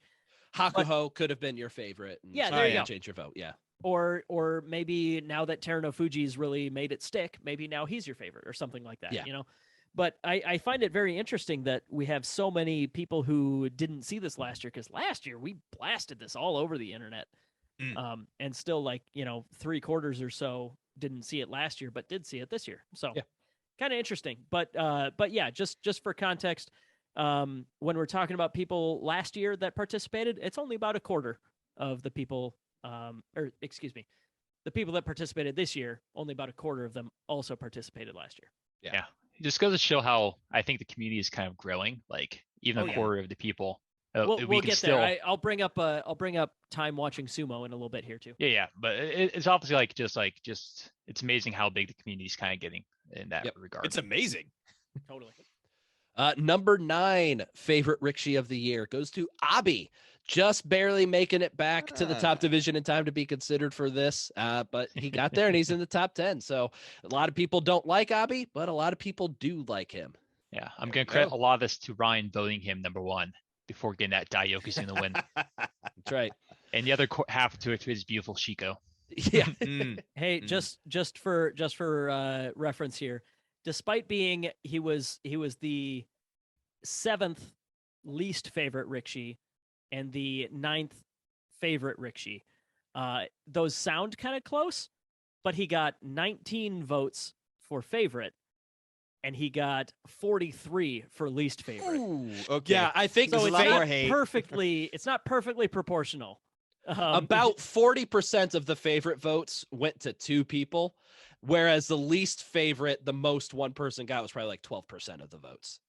Least favorite, yes, 12% went to Chiyoshima, and that was by a decent margin the least favorite. Yes. Moving on, number 8 favorite Rikishi of 2021 is Takayasu. He's still in the top 10. Yay! He was 10th last year, and his failures this year only endeared him to more people. So if he does worse this next year, he might get to number 1. You never know.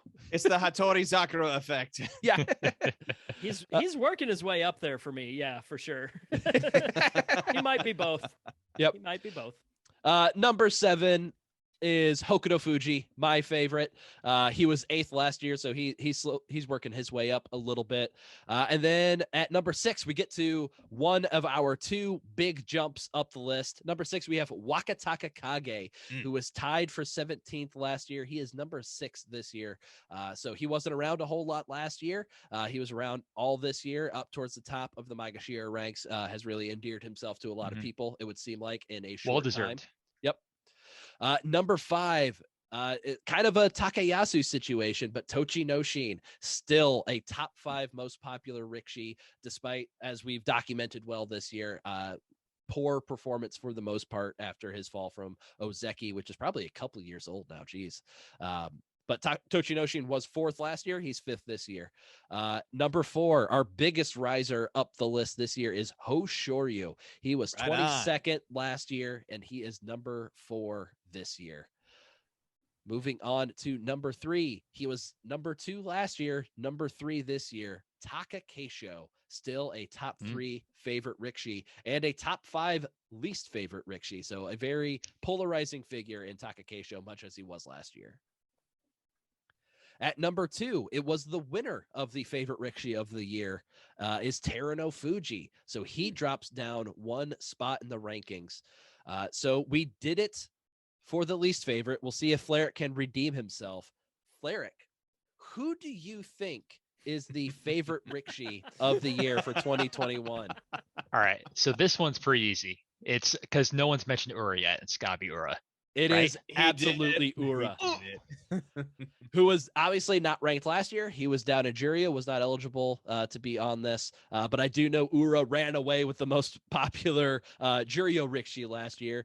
And kind of surprising me, Ura taking the favorite Rikishi of the year because, and Jake will probably get to it when we're talking about how long people have been watching. But I assume most people have been only watching for probably 2 or 3 years that it participated in this. And Ura hasn't been active in the top division since 2017. So a lot you of would be mistaken.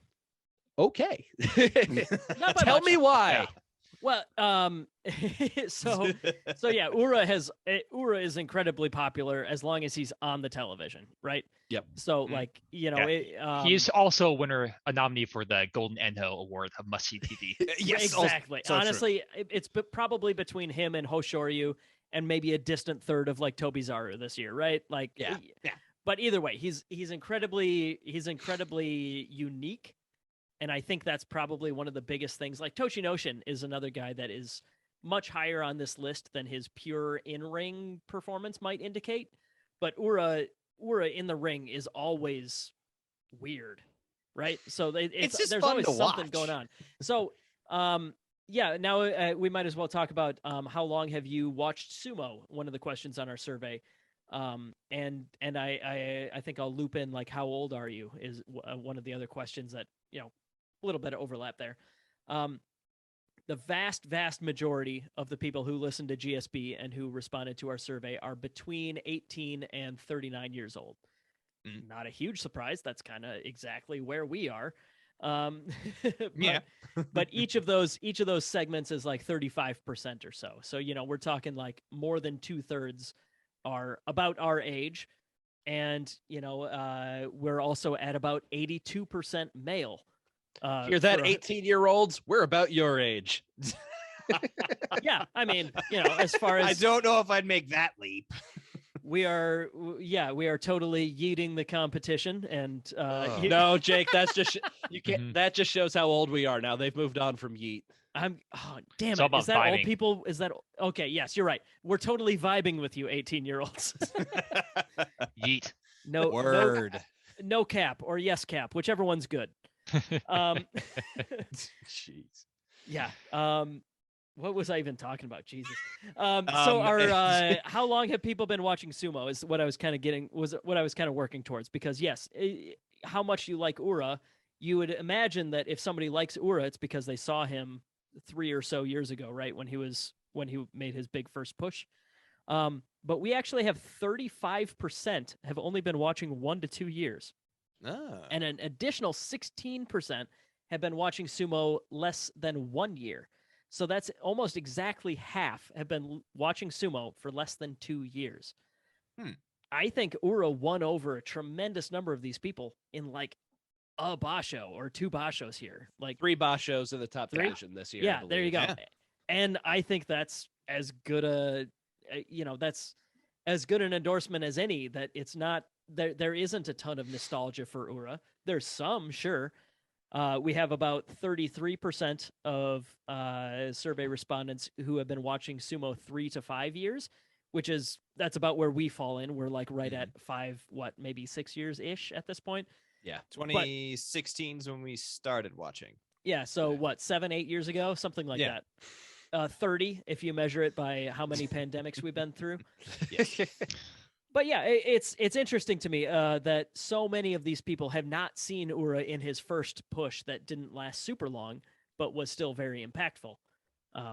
So yeah, half of these respondents have been watching less than 2 years, and still a full 18-19% picked Ura as their favorite wrestler.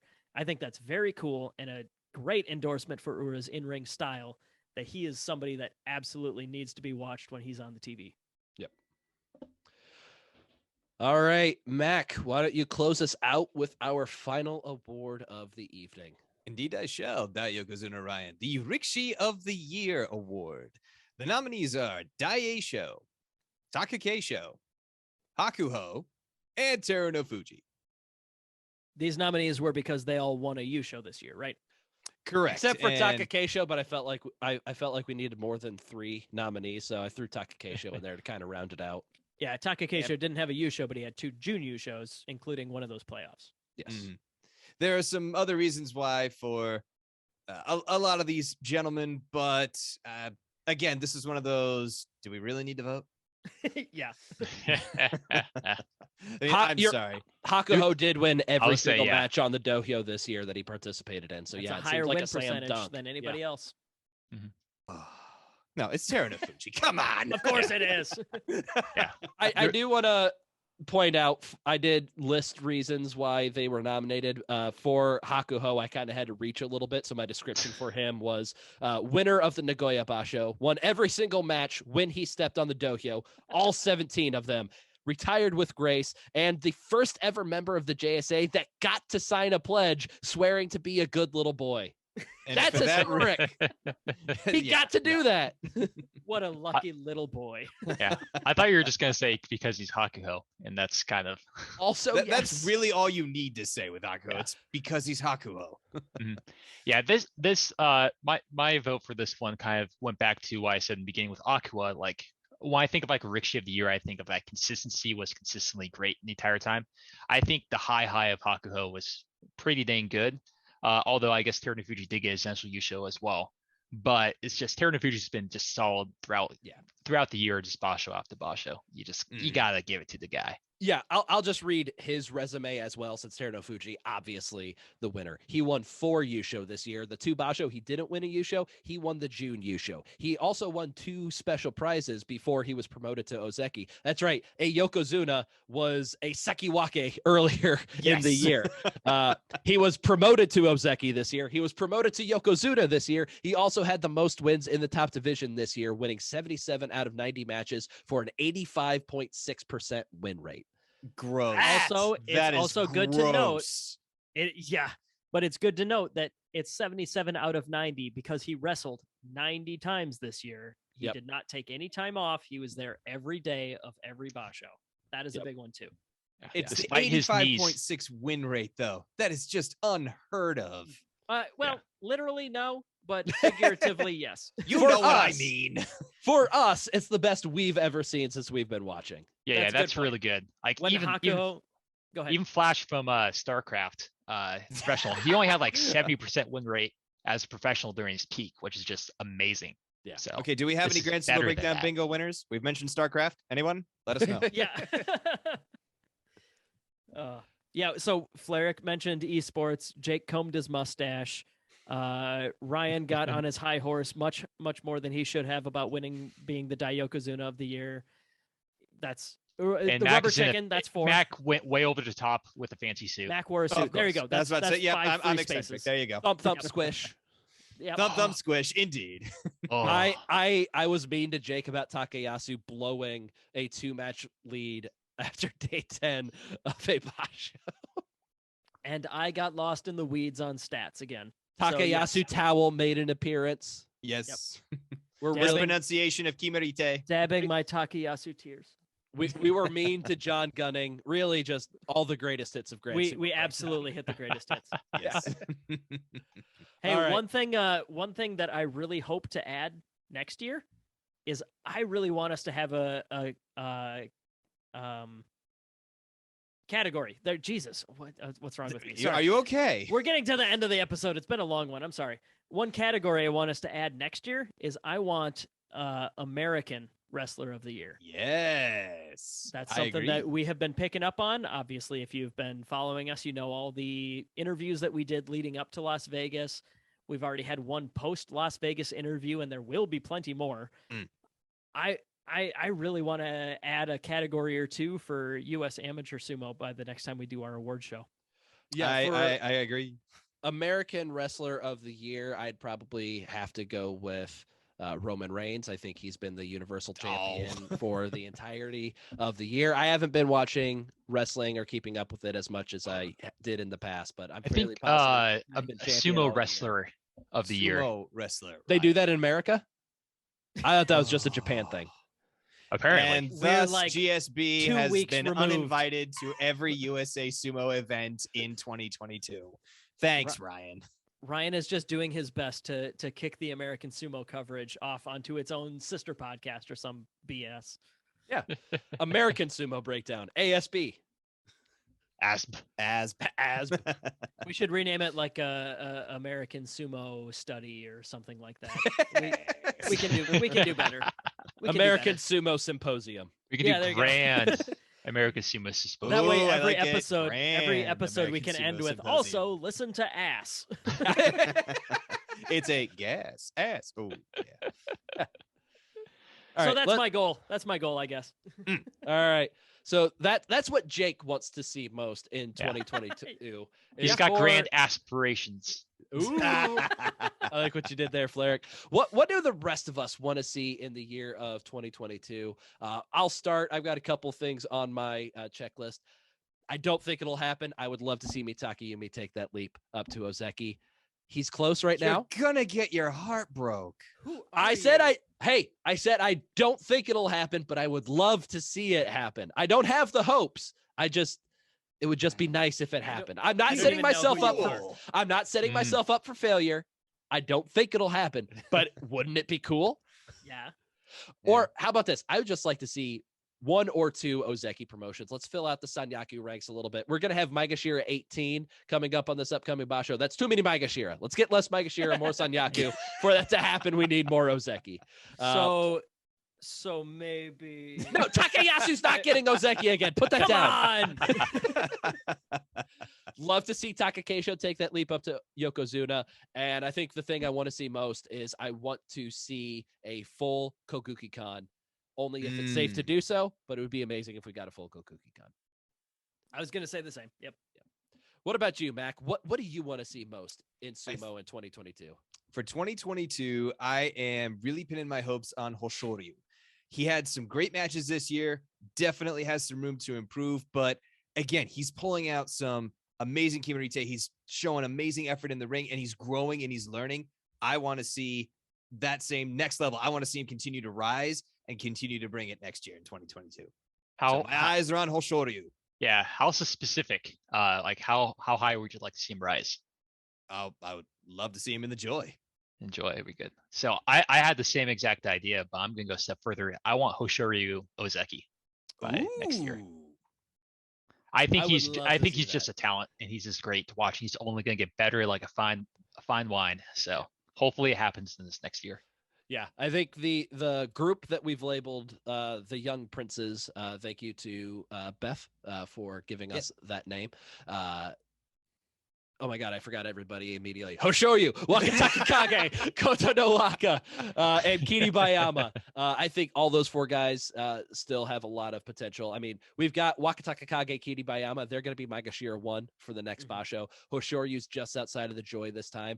And in addition, I think we can I really want to see an addition of 1 more guy to that group, that being Oho, who will be making his debut in the January Basho. This is the grandson of one of the greatest of all time, Taiho. He's got a lot of hype behind him, very similar to Hoshoryu. They debuted at the same exact time in sumo wrestling. Hoshoryu got to the top a little bit faster than Oho, but Oho is there now. Love to see him cement himself. I want to see him reach the Joy by the end of this year.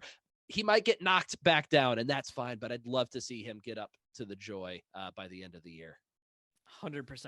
That was the last point I had to make, was that yes, I think that this year he can make it stick. He spent the last exactly a year working his way up through Juryo. But yeah, as like the last guy in the top division, he's in that Nishikigi slot. But he's gonna. Is that the official designation, the Nishikigi slot? I mean, I've always called it that when there's like the very bottom Maegashira is like on his own. Like there's no Maegashira 18 West. So right. That's how but whatever.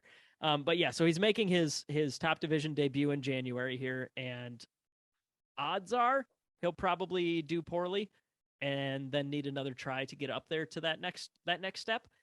But who knows? Maybe he's a phenom. And we'll see how far he goes, but I'm really hopeful. We also have Wakamoto Haru making his debut in the top division, brother of Wakataka Kage, and I think there's a third one too. Wakatakamoto, yeah, he's down in like Makushita or Sandanme. Yeah, well, either way, 2 out of 3 is pretty good. Yeah.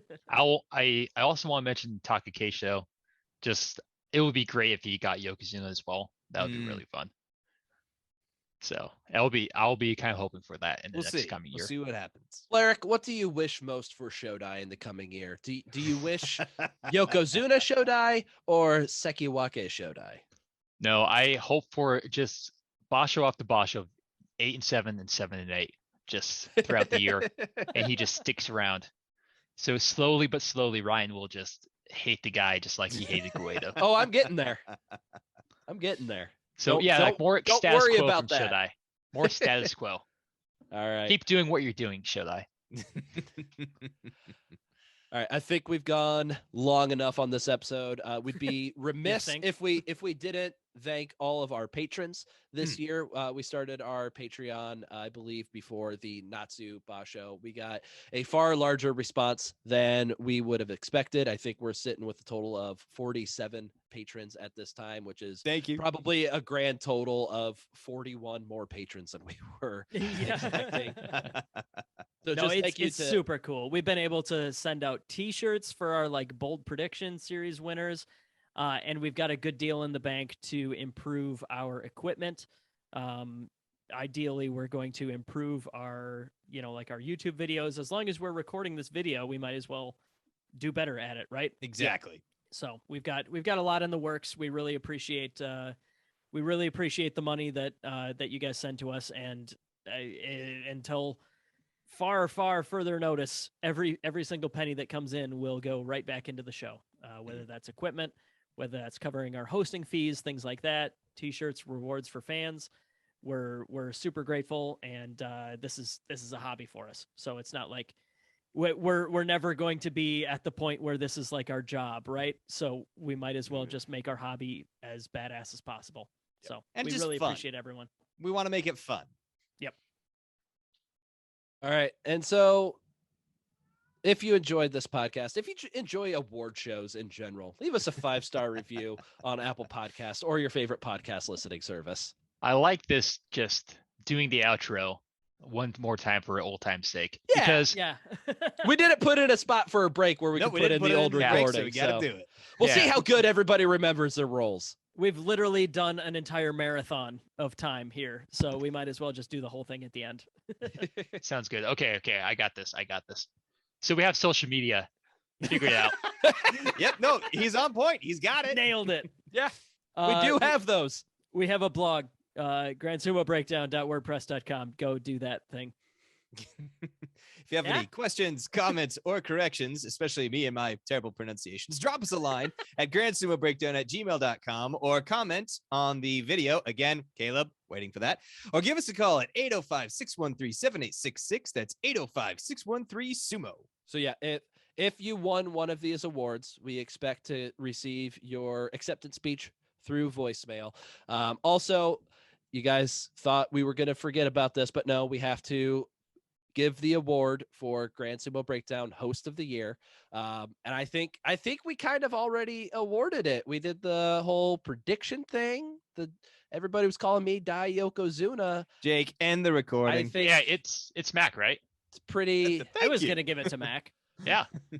He definitely, he's he definitely showed up. He dressed for the part, I would say. Yeah.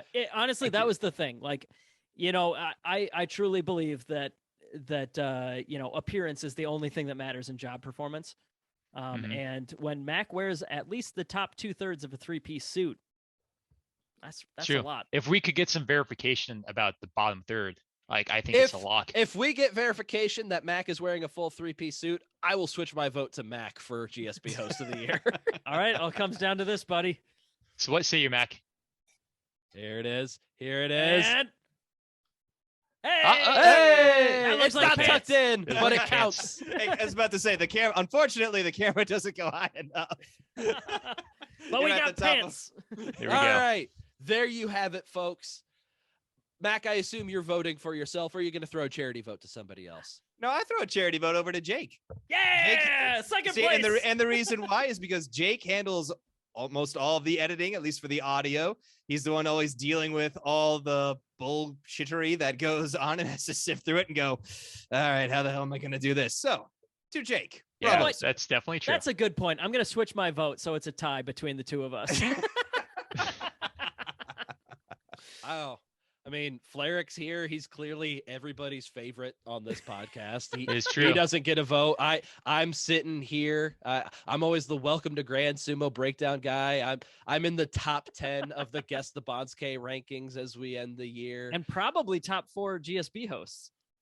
I'm at least in the top 4, I would assume. But yet here we sit, Fleric, voteless and sad. Yes. I think it's time we break off and start our own podcast. I do.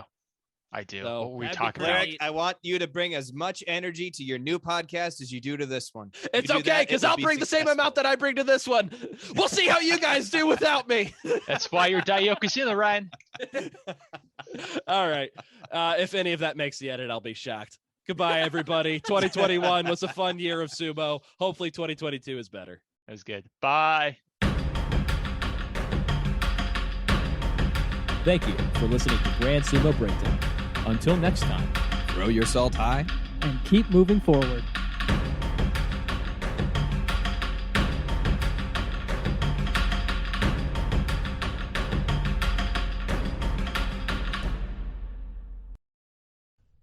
A crisp and cool night descended across the streets of Tokyo. A soft breeze drifted lazily in the air, churning the warm scents of roasting meat, cedar, and pine. I can't stop thinking about it, came the thoughts of Enho. Just one more time.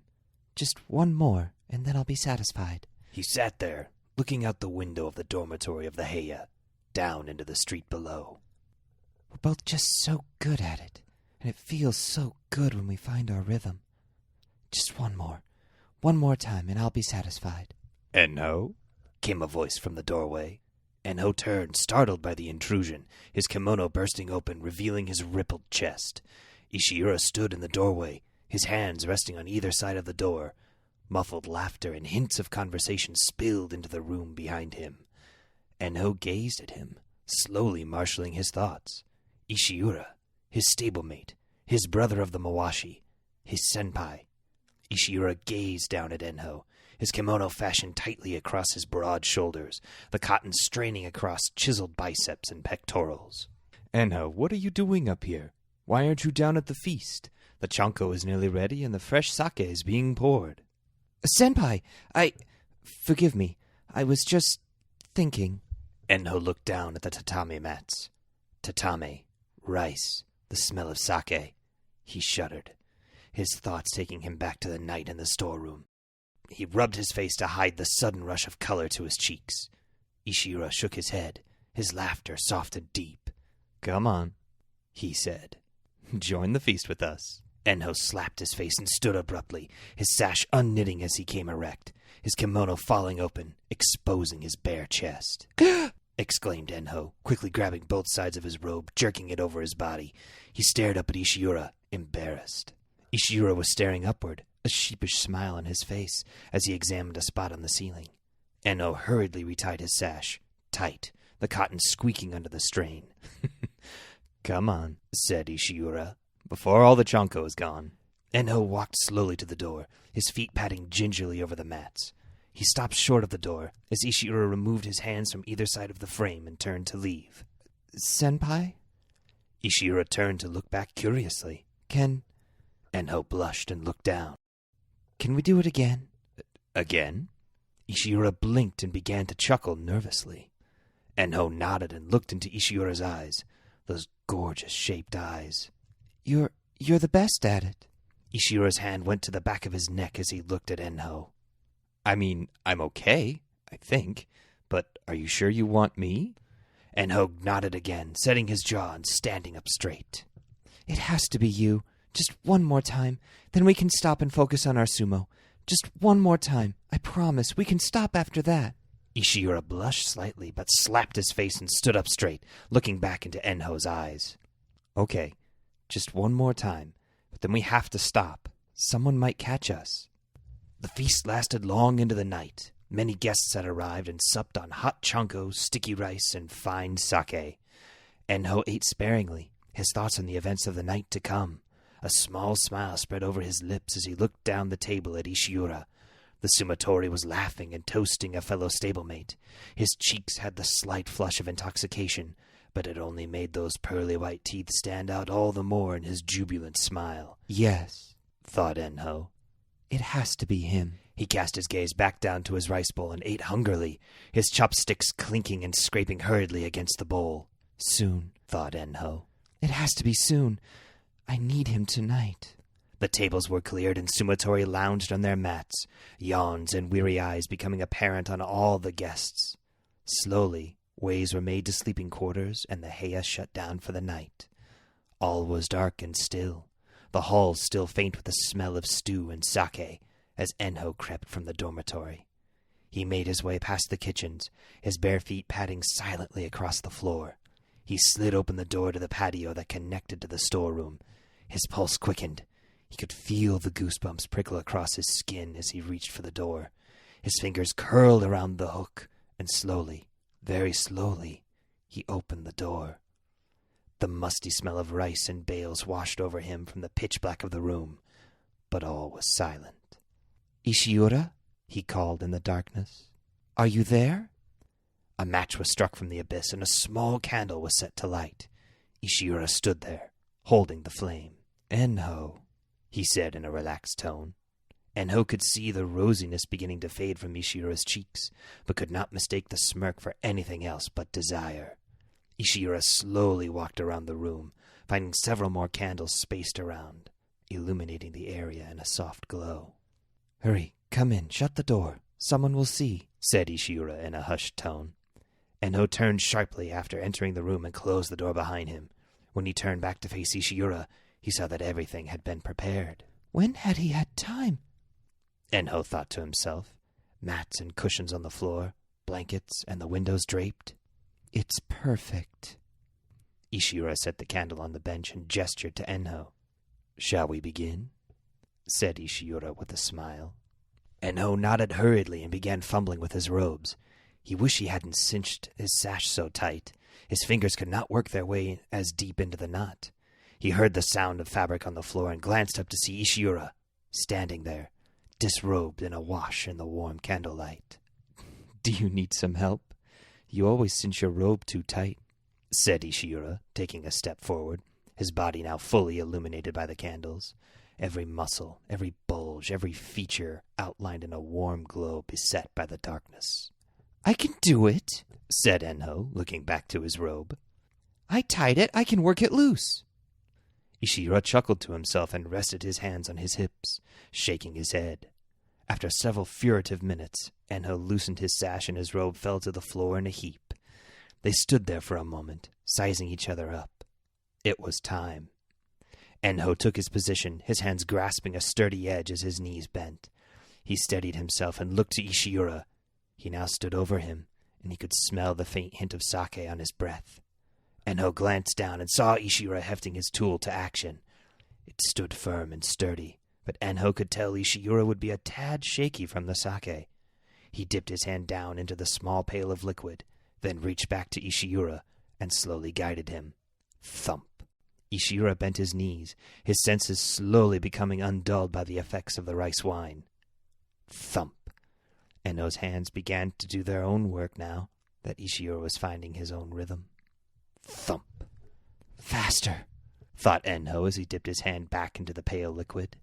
You need to go faster. As if sensing his thoughts, Ishiura's pace quickened. Thump. Squish. Thump. Squish. Sweat began to form on Ishiura's brow. Thump. Squish. Thump. Squish. Enho steadied and braced himself, their breathing coming faster. Thump. Squish. Thump. Squish. Yes, thought Enho. Just a little bit more.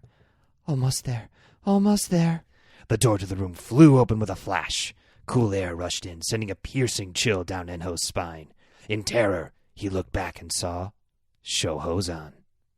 Shohozan had been a guest at the party and had toasted to everyone's success.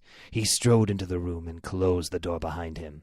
So, said Shohozan, this is what you were talking about, eh, Ishiura? Enho's heart began to race. Never did he think that Shohozan would want to do this. Ishiura had said in passing that Shohozan was known in certain circles for this, but he did not believe it to be true. Ishiura ceased his motions and stared up at Shohozan, huffing. Enho, would you be offended if Shohozan joined us tonight? Enho looked Shohozan up and down, his belly pushing at the strain of his tight robes, his shoulders broad and thick, his neck and traps bulging with muscle, and an unmistakable glimmer in his eye. Yes, said Enho, huskily, as the fear was slowly replaced with desire. "He is welcome to join us." Shohozan nodded, and with a quick motion, his robes cascaded to the floor. Shohozan took his position opposite Ishiura and Enho, and hefted his mallet into his rugged hands. As with Ishiura, Enho guided Shohozan to the exact spot he wanted, and the trio began again. Thump, thump, squish. Thump, thump, squish. Thump, thump, squish. The men found their rhythm, Ishiura and Shohozan alternating their thrusts as Enho's hands worked their magic. The room became a furnace. Grunts rumbled from each of them as sweat began to bead and drip from their writhing bodies. Their motions reached a crescendo with one final flurry of thrusts, and all three men collapsed to the ground, panting and exhausted. As Ishiura and Shohozan lay there, holding their hammers in their hands, Enho reached down to taste the fruits of their labor. He clenched it between forefinger and thumb, pulling a portion from the main mass and watching it stretch. Sticky. Good, Enho thought. He placed his fingers in his mouth, scraped the white, stringy mass behind his teeth. His eyes rolled back into his head as the ecstasy of flavor filled his mouth. Sweet and delicious, he thought. I always loved making mochi for New Year's.